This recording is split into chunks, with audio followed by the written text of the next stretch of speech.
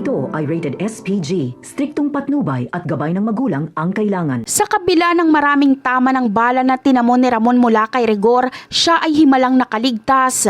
Malaki ang naitulong ng baril na ipinagkatiwala ni Ramon kay Marites. Ito ang naging sandata ni Marites upang ipagtanggol ang buhay ng kanyang mahal na si Ramon sa gitna ng kapahamakan. Umabot na sa sukdulan ng galit na nararamdaman ni Marites kay Rigor nang makita niyang nakahandusay at wala ng malay si Ramon.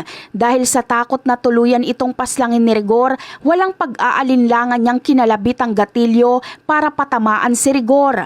Ang tanging nasa isip niya ay protektahan si Ramon mula sa tiyak na kamatayan. Nang makitang napaatras si Rigor, sinamantala ni Marites ang pagkakataon upang alalayan si Ramon. Ginamit niya ang lahat ng kanyang lakas upang mailayo si Ramon sa lugar na yon. Ang pinakamahalaga sa kanya ay ang madala si Ramon sa isang pagamutan sa lalong madaling panahon. Samantala, si Rigor ay nagtamo rin ng mga sugat dahil sa mga bala na pinakawalan ni Tanggol.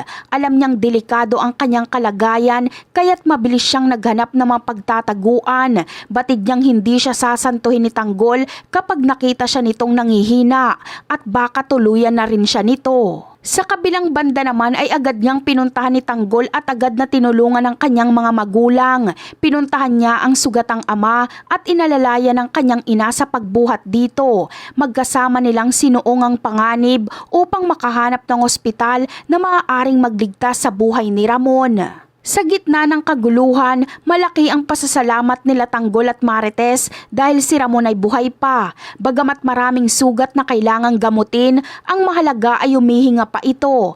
Ang kailangan na lamang nila ay bigyan si Ramon ng sapat na panahon upang manumbalik ang kanyang lakas sa tinamo nitong mga sugat na si Rigor ang may gawa.